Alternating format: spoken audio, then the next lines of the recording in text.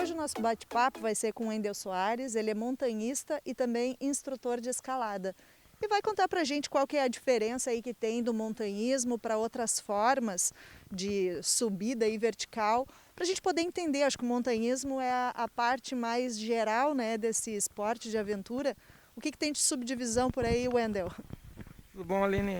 Na verdade, a escalada ela é uma modalidade dentro do montanhismo, né? Existem várias modalidades que o pessoal pratica em meio à natureza, né? Seja ele rapel, seja ele canyonismo, seja ele espeleologia, tudo que for em meio à natureza, o praticante ele é um montanhista, né? E a escalada não é diferente, que basicamente é a escalada a partir do momento que o escalador ele se depara com a parede. É uma técnica de subida, né, que tem como objetivo principal atingir um ponto final ou cume de uma montanha. Então, essa escalada aí é para cima. Quando a gente vai falar do rapel, por exemplo, a gente tá lá em cima, vai descer, pode usar a técnica do rapel, seria isso? Exato. Na verdade, pode fazer a pergunta de novo? Tá. Então, a gente quando está na escalada, a gente está lá em cima, a gente poderia, por exemplo, usar a técnica do rapel para descer, seria mais ou menos isso, são formas diferentes aí de se locomover. Exato. A escalada, na verdade, ela é um esporte, né? Então, como todo esporte, ela requer disciplina, ela requer atenção, psicológico e exige um pouquinho assim de força, né? O rapel ele é uma consequência, ou seja, a partir do momento que o escalador chegou no alto da montanha, no alto do seu objetivo, ele tem que descer. E uma das técnicas utilizadas é o rapel. E, Wendel, as pessoas que estão nos assistindo, por exemplo, se elas tiverem interesse de fazer escalada, o que elas têm que fazer? Elas precisam ter um estereótipo, elas precisam ter algumas características especiais ou qualquer pessoa pode fazer a escalada?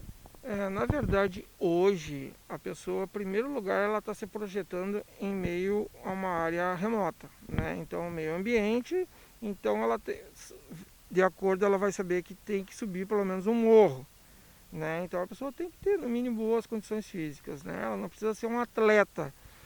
O ideal, ela não precisa de equipamentos, ela precisa estar com alguém capacitado, que seria o guia, o condutor de aventura dela, que vai fornecer a segurança para ela nessa primeira aventura, né? Então seria os equipamentos, a segurança em primeiro lugar, e aí sim ela vai ver se ela vai se adaptar ao esporte ou não.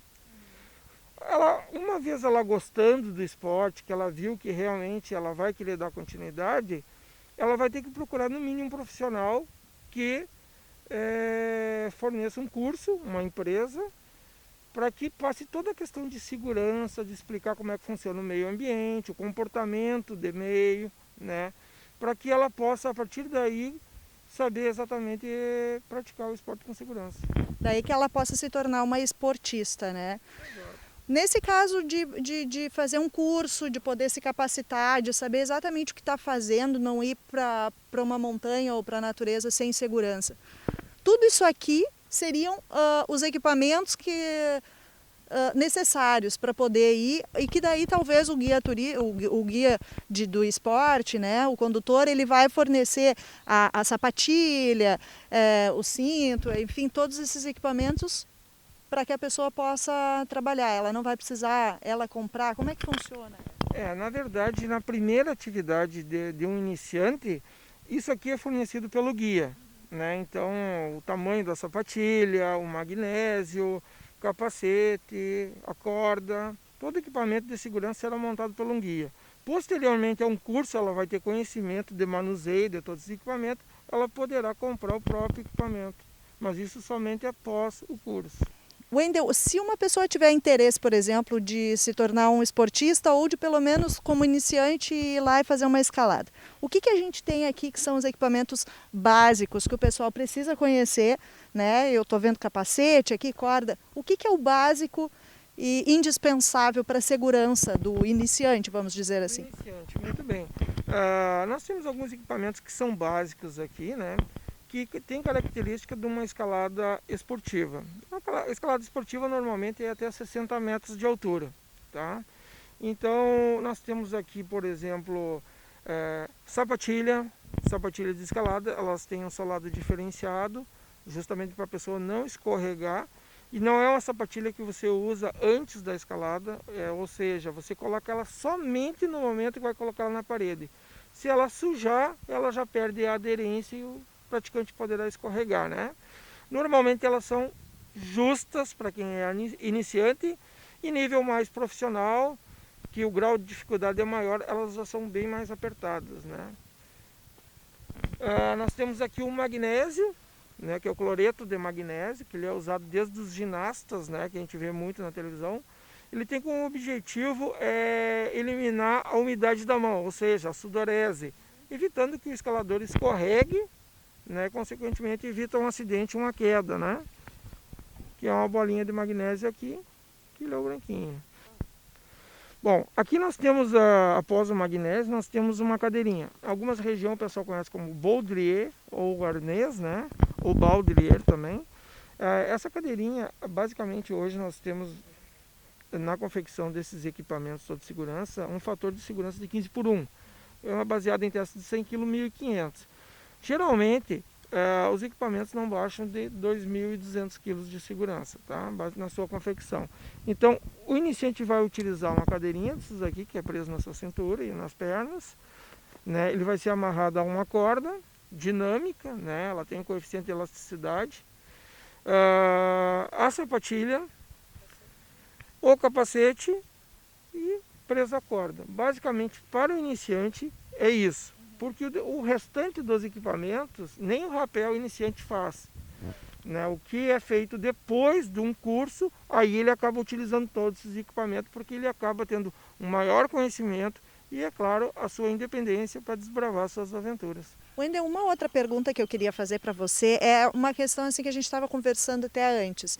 Você falou que agora já tem associações e tem todo um processo aí de cuidado com a natureza, que as pessoas não podem ir assim em qualquer lugar, abrir uma via, por exemplo, para descobrir novos desafios e tal.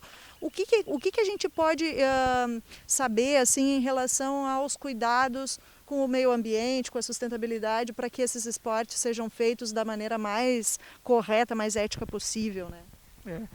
Bom, a partir da década de 90, né, que houve uma demanda muito grande de escaladores no Brasil, houve a necessidade de uma melhor organização. Então foi criada a Confederação Brasileira de Montanhismo, houve a criação da Federação Gaúcha de Montanhismo e também das associações, né, que são das cidades. Nós em Santa Maria temos a ASE, Associação Santamariense de Escalada. Por intermédio de reuniões, sempre é feita a conscientização dos seus membros. Comportamento em meio ambiente, como que tudo funciona. Escaladores mais experientes são responsáveis pela abertura de vias, mas essas vias atualmente elas só são abertas por intermédio de projetos. Como que é o projeto? Você vai abrir uma via, você vai fotografar o local, né? E alguém, um responsável técnico da ASE, vai lá verificar se não há uma vegetação que não pode ser tirada do meio ambiente, alguma derrubada. Então, essas aberturas de via, elas são bem controladas para impactar o mínimo possível, né? Então, muitas vezes, como em Santa Maria, em alguns lugares, a associação diz, aqui não se abre mais vias, temos que procurar novos lugares, tentando sempre impactar o mínimo possível. Certo. Wendel, vamos falar quais são as subcategorias de escalada que tem, para saber, porque a gente que está começando, o leigo, por exemplo, não sabe aonde ele pode chegar. De repente aí tem treinos que favorecem as escaladas maiores. Então, quais são as divisões, assim, de cima para baixo, de baixo para cima, por onde começa, como é que funciona? Dentro da escalada existem algumas subdivisões, né, que nós chamamos de modalidades. Essas modalidades elas começam basicamente com escalada de boulder, que são blocos de rochas de até 6 metros de altura. Então, nessa altura, é uma altura considerada baixa, o praticante ele é minimalista. Ele precisa de um magnésio na mão, uma sapatilha e um crash pad, que é um colchãozinho. Então, se ele cair, ele cai no colchão. Não precisa nem do capacete. Nem cadeirinha. É bem minimalista, é bem simples. O que vale para ele é o esforço físico. Uma outra modalidade que nós temos é a escalada esportiva, que vai acima dos 6 metros, a partir dos 6 metros, em média até 50, 60 metros de altura. Então já é uma escalada mais alta, trabalha um pouquinho mais o psicológico e requer sim todos os equipamentos de segurança, como a cadeirinha, cordas, né, equipamento de segurança, capacete e, é claro, chegando ao final, o ponto final, ele tem que descer. Então ele precisa também de um equipamento de rapel, né? Então isso faz parte da escalada esportiva. Nós temos também a escalada tradicional, que é uma escalada de grandes paredes. Então nós já estamos saindo da esportiva e indo com a escalada mais alta, né? Sem limite, digamos, de altura. Nós podemos ter parede de 200, 300, 400, 1000 metros, dependendo do lugar que você vai escalar, né? O que a natureza te fornece.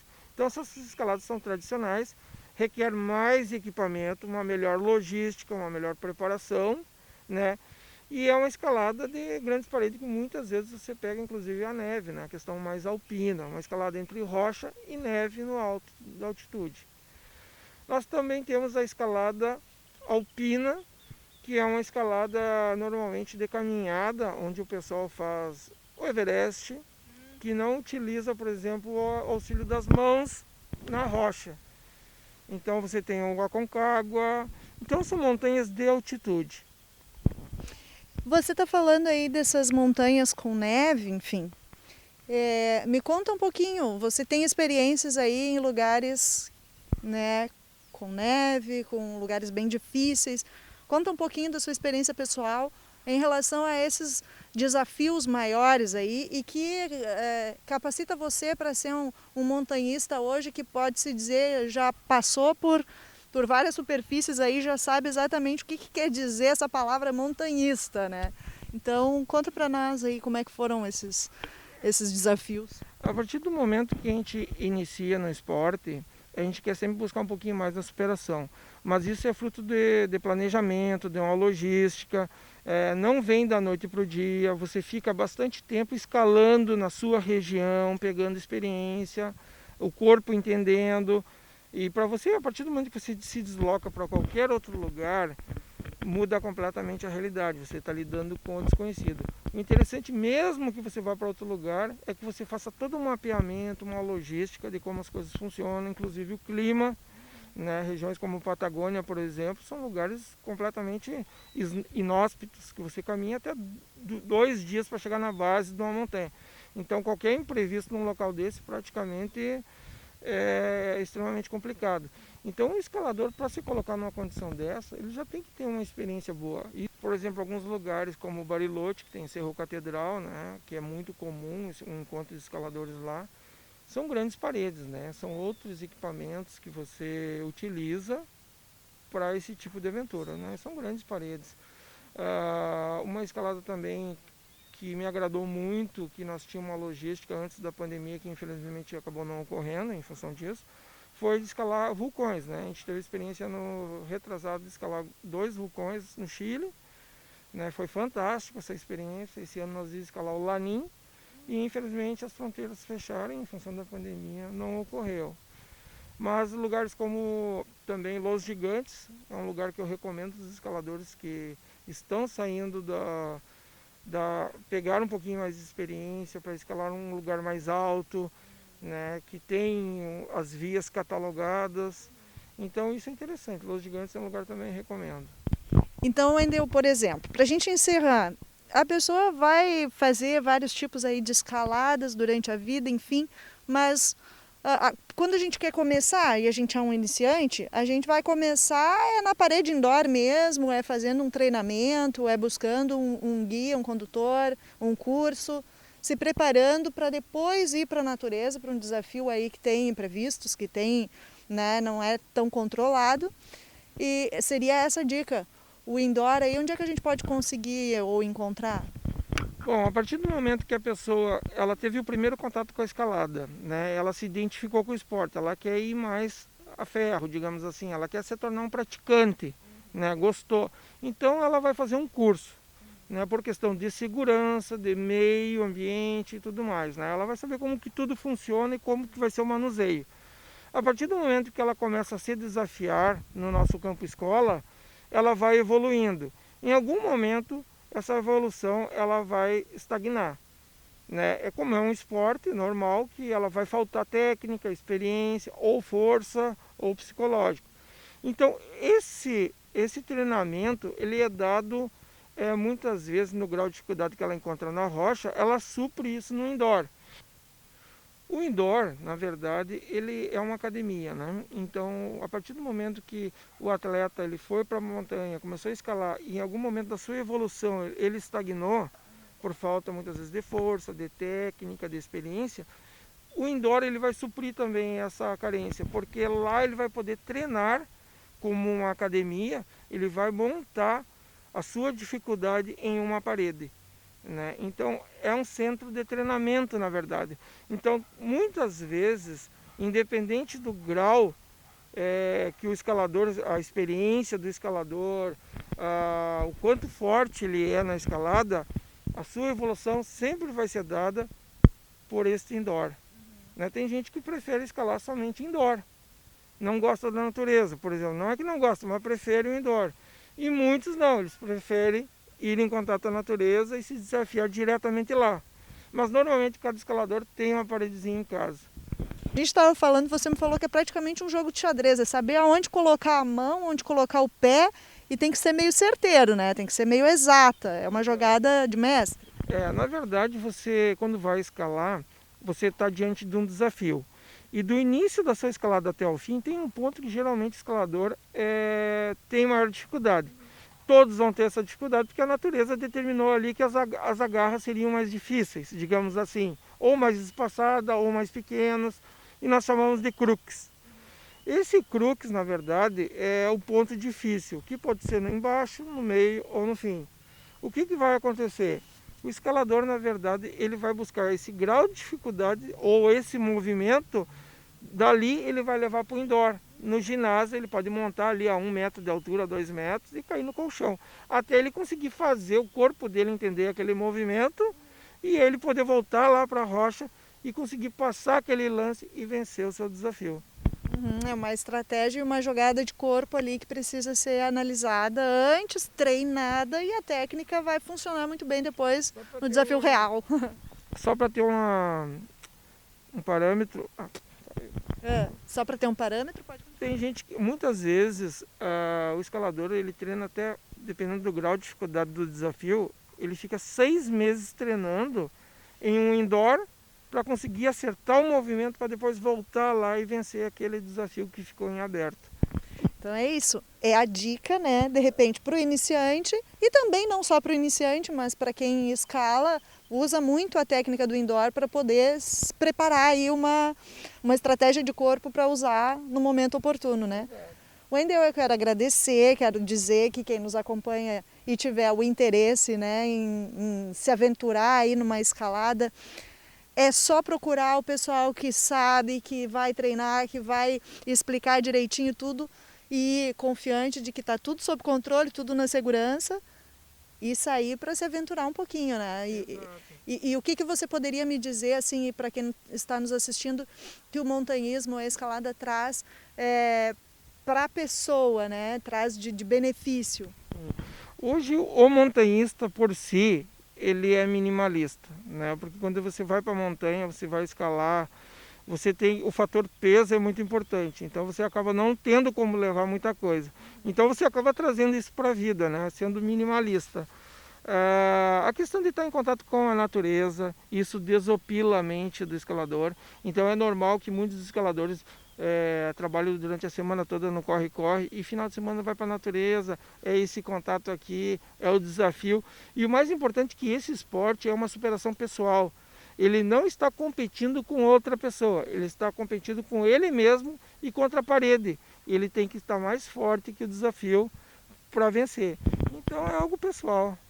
É isso aí, é um desafio pessoal, é uma superação pessoal e é um encontro consigo mesmo, porque está ali você, o seu olho e a rocha, é aquela atenção plena, tem que estar super atento naquele momento, esquecer o resto, porque cada detalhe é importante, né?